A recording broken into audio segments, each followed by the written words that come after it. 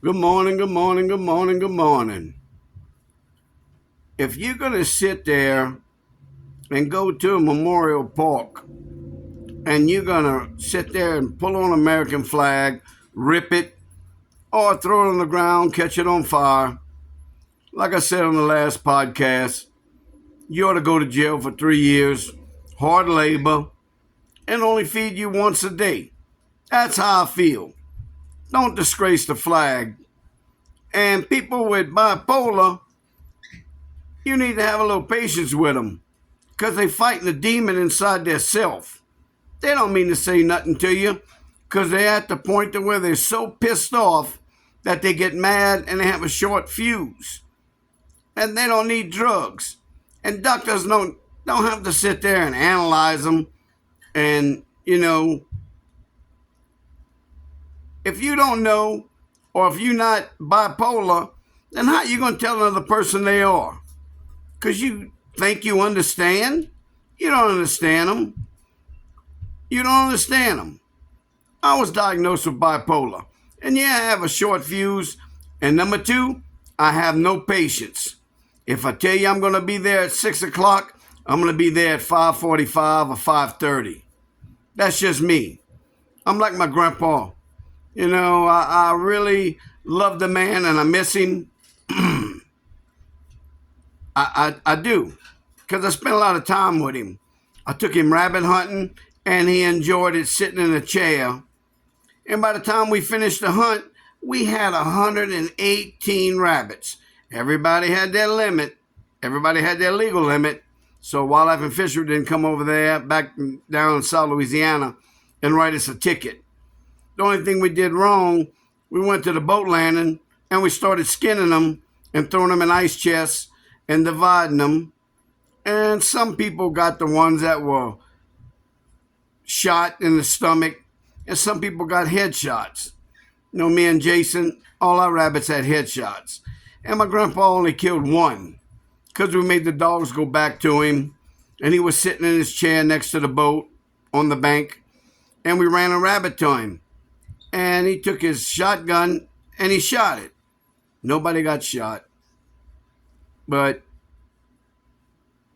the fact of the matter, one of the guys I work with came with his son, and his son sat there and ate all the snack cakes and drank all the drinks and ate the ham sandwiches and didn't leave none to nobody by the time we came back to the boat at lunchtime to take a break and then make an evening hunt. If you can't correct your kid, that's one thing. And the kids that are bipolar, like myself, you got to sit there and have some patience. Like I said, because they're fighting demons inside their self. They don't mean to go off. When they go off, you might be there, and you might take it that the person's going off on you. They not. And like I said, the American flag is standing behind me, and I'm proud of it. This red, white, and blue don't run. And November's coming up, election, and you need to vote for the right person and put them in office. Yeah, I'm wearing a Trump hat. I don't care what people think about me. And it ain't the bipolar. It's just how I was raised. Like I said, I tell you, if I'm going to be there at 6, I'll be there at 5:30, 5:45. Stand by your word. Don't sit there and be chicken shit. And when you're supposed to be there at 6, you show up at 6:30, 7 o'clock, because you let the alarm ring and you press the snooze 3 or 4 times because you're too chicken shit and lazy to get out of bed. And I see people using an electric cart in Walmart when they don't need to.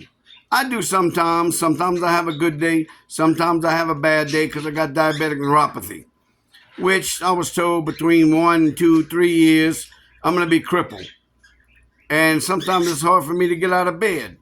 I'm on medication. I take 15 prescription pills every night on top of insulin.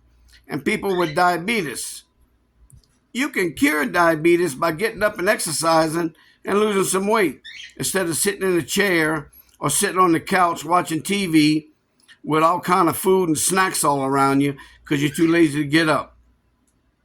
It is what it is. I'm going to try to keep my podcast under 10 minutes, and I'm already at 5, coming up on 6.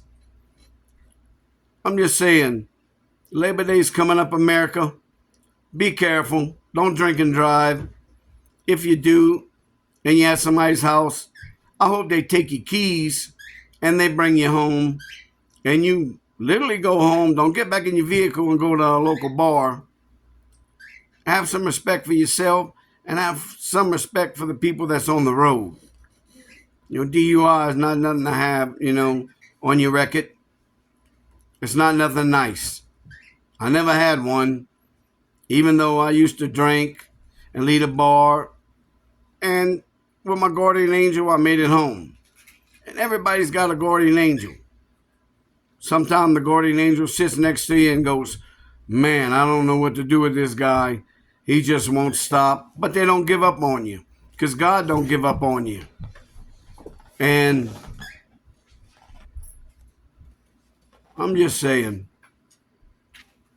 like I said, I'm going to keep the podcast under 10 minutes.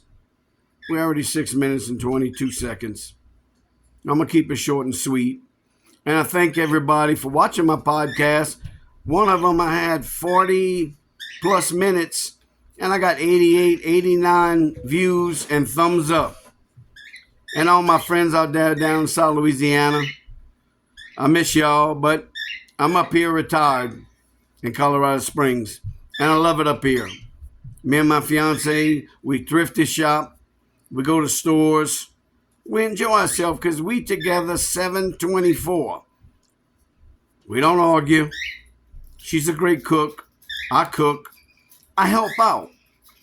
I don't sit there and sit on the couch and have her doing everything. I take the trash out. I vacuum. Me and her together make the bed. I take care of the bathroom. I make sure the toilet's, disinfect and spray Lysol in it. And she does too. It's a team effort. It takes two people.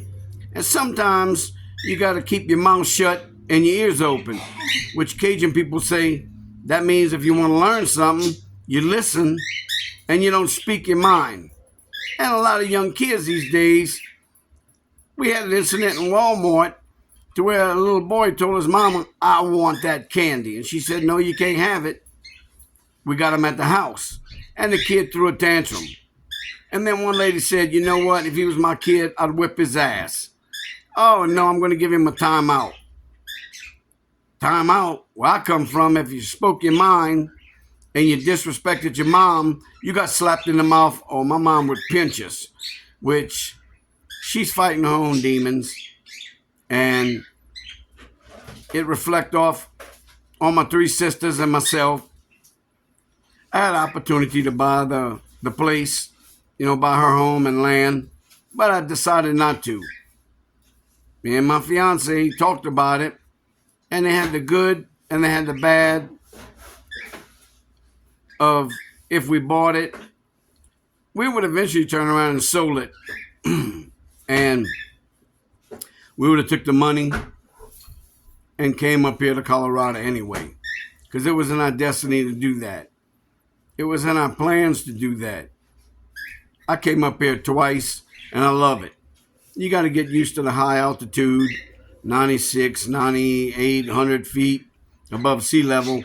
So when you come here for the first week or two, your body's got to adjust yourself to it, and I did. It took a week that you feel like you're pushing against a brick wall, but anyway, it's beautiful because you can walk outside and look at the mountains, and you can go joyriding up there on Garden of the Gods, which is beautiful. It's beautiful. Or you can go down to Cripple Creek and go to the casino, and you get to ride through the mountains while you're going there and go down in the valley, and you come to no mining town. It's got a lot of historic places to go. Just like Louisiana. Just like Mississippi and Texas. Texas got the Alamo. But when you see a vet, tell them thanks for your service. There's not too many of them around anymore. The majority of them have, they go and their suicide cases because they just reaching out for someone to tell them, thanks for your service. I love you. I'm glad what you did. And you can't say, oh, I feel your pain. If you wasn't a vet, you can't feel their pain. And people think that the majority of the bike gangs and the people that drive motorbikes are white trash, trailer park trash. No, there's no such thing. They're good people. They got a heart, and they care about the American public, and they're American patriots, which they don't like what's going on in Washington, D.C., and I'm not going to go there because I'm tired of putting it on my podcast, even though my 45-minute podcast had 89 views, which is great. I would love to see more than that, but you got to watch me to get me. And press view and give me a thumbs up or give me a heart because you care. And I say what I'm going to say. And if people don't like it, you don't have to watch. You don't have to listen to my podcast and watch me on video. But people that do, thank you. Thank you. And I'm going to keep it short and sweet. It's already 11:24 on the time. So look, love your country, love the flag, love your family, and even love yourself. I believe you don't need medication. I'm on medication for bipolar. I take it at night. It helps me sleep. I can't take it during the day because it feels like I'm drunk. And I don't drive.